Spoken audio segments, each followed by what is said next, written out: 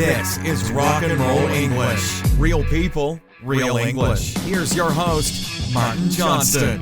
Hello everyone and welcome to another episode of Rock and Roll English. Now I wasn't expecting to do this, but I just had to comment on last night's football match, England v Mexico. Now I recorded this episode you're listening to about 2.5 hours after the game finished, where it was still quite raw. I couldn't have recorded it immediately after because my head, I'd lost the plot. So it probably still doesn't make a lot of sense, but just have a listen, basically. And if you like it, great. If not, don't worry about it. I just thought I would just put it out there just in case anyone wanted to know my thoughts on the match. And I also am putting it out there because I want to know. As in, when hopefully in 20, 30 years, I'm going to listen to this again and it will help me remember the feelings of that night in Mexico. Okay, so happy listening.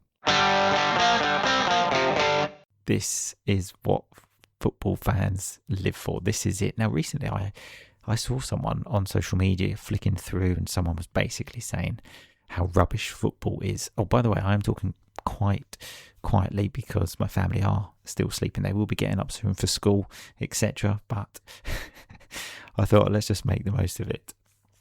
So yeah, I saw someone talking about how football is rubbish, the whole World Cup, what's the point? Only idiots like football, all of this stuff. Now, I thought, I wanted to comment, but I don't want to get into a war on social media. And I thought, some people don't like it and that's fine. But what cannot be argued is football is the most popular sport in the world. So there must be something in it. And nights like this is what it's about, is what every football fan chases. Every match you watch, you think, if only, it might be like this. So for this one, I woke up at 1:45 a.m. Now, when I woke up, obviously everyone in my house was sleeping. I honestly thought I was doing something illegal.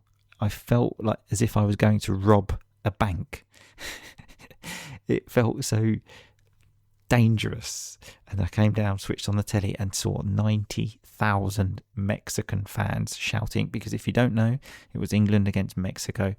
The match was in Mexico at their stadium. And you see all the fans shouting. You think, this atmosphere.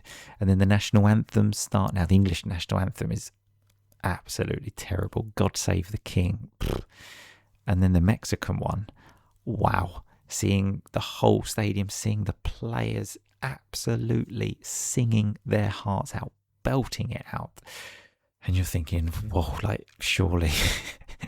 I honestly was thinking we are going to crumble here. The players, this is just too much for them. In fact, the commentator in England said this is the best atmosphere he's ever seen in a football match. Now, he's mid-50s, this guy. He's played at the top level. He has seen and witnessed atmospheres, and he said this is the best atmosphere he has ever seen. Now, I had hope. You always have to have hope. But deep down, being an England fan, I thought, we're going to lose. We'll get close, but we'll lose. And then nothing's really happening with England, just trying to, keep them at bay. Really a nice term there, keep them at bay, stop them scoring. And then an England player runs down the right, crosses the ball as it's coming across. I just saw another England player, Jude Bellingham, running towards it. And you start to think, surely not. No. And then you think, he has to score. He literally cannot miss. And it hits the back of the net. And oh my God, I was running around my living room like a crazy man, jumping up and down, trying to silently celebrate at 2:36 a.m. on a Monday morning. And then you sit back down and think, oh, blimey. Then it's 2:38 a.m. and then the exact same thing happens again. England are 2-0 up. And you're thinking, this can't be happening. This is dreamland. I honestly thought, is this still a dream? Because when I went to bed, I was sort of, when you've got something important coming up and you keep waking up and you're kind of dreaming about it. And I was thinking, is this real?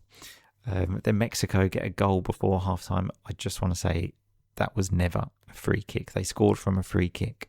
Now, I'm not saying that because I'm English.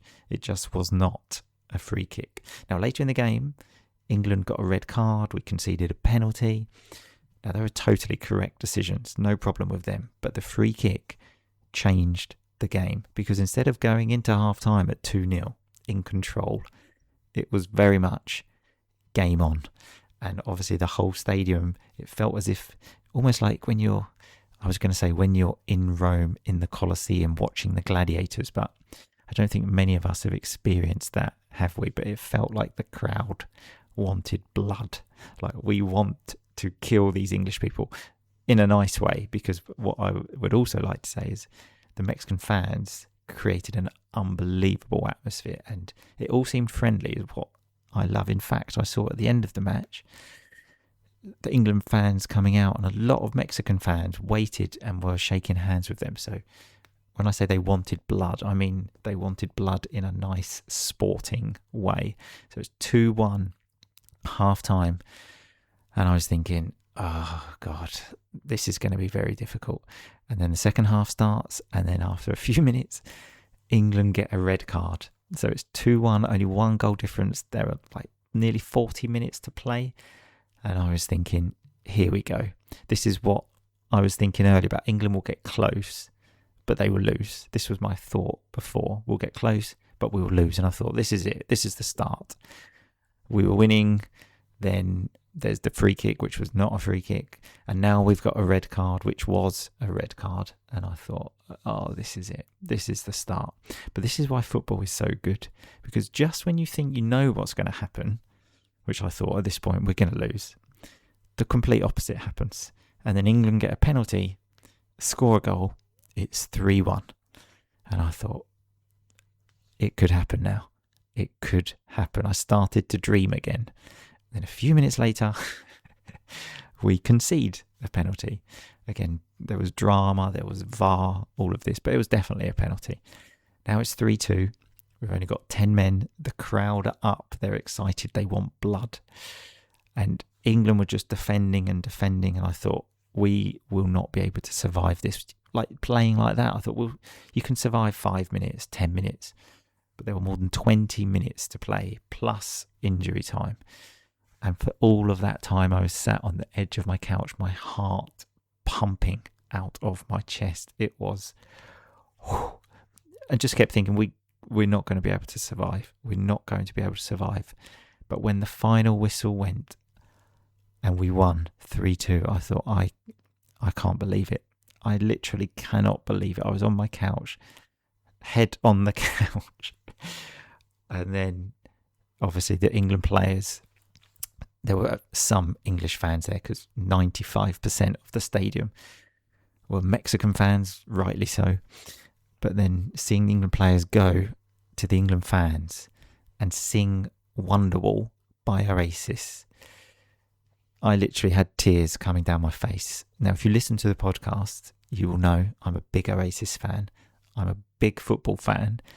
Now, when you put those two things together in a knockout game at the World Cup, playing Mexico in their own stadium, the first ever team to beat Mexico there in a World Cup match, because they've had 3 World Cups now, Mexico, it was just too much for me to take. So there I was on my own in my living room crying at 4 a.m. in the morning from a football match, because it honestly was the most enthralling match I've ever seen. That's a great word, enthralling. Like, every single second of that match was exciting. You could not take your eyes off it for a minute. And I have never seen a football match as exciting as that. So exciting, in fact, I couldn't go back to sleep. As I mentioned, the match finished around 4 a.m. I'd planned to go back to sleep. I have to go to work in a few hours. But how can you sleep after your heart jumping out of your chest for 100 minutes? Because obviously with the injury time, there were 11 minutes of injury time. Now, other people might be able to do that. I certainly cannot do that. So I stayed up. I watched every single video on the internet. I read every journalist's article. I watched all the fan videos of people that have made videos there. and just soaked it up. My daughter actually asked me if she could watch the match with me. We watched the match the other day. She really enjoyed it. But I thought, she's only 5. She has to go to school. So I said no. But I actually regret that now. I honestly regret that, because I saw this on social media. I thought, if someone asks her in 30 years what she learned at school on the 6th of July 2026, she will have no idea. However, she would have remembered waking up in the middle of the night to see her dad jumping around and to see England win like that. But never mind. On to the next match. Now, obviously, many people say England fans are so arrogant, they think they're going to win. That is not the case. That is absolutely not the case with me. So, do I think England will win the World Cup? Probably not. But this night will stay with me forever. This is what it's all about. Even if we lose the next match, I will still think, at least I had that night, where I have been on my own all night. But it was absolutely unbelievable. And anyway, you never know. This might, just might be England's year. You have to live in hope, like I did at the start of the match. I really thought, like the same as the World Cup, I said, will we win the World Cup? Probably not, but there is hope. That is what I had at the start of the match, and that is very much what I had when we only had 10 men and had so long to play. I thought, we probably won't win, but you never know. Just maybe. I said maybe. Whew. Unbelievable. Anyway, as I said, I've just created that for myself, maybe for my children to listen to in a few years. And if you have enjoyed it as well, that is fantastic. So thanks a lot for listening, if you did. And I will talk to you soon. But in the meantime, just keep on rocking, baby. Thanks so much for listening to Rock and Roll English. For more great content and to stay up to date, visit rockandrollenglish.com and facebook.com/rockandrollenglish. We'll catch you next time.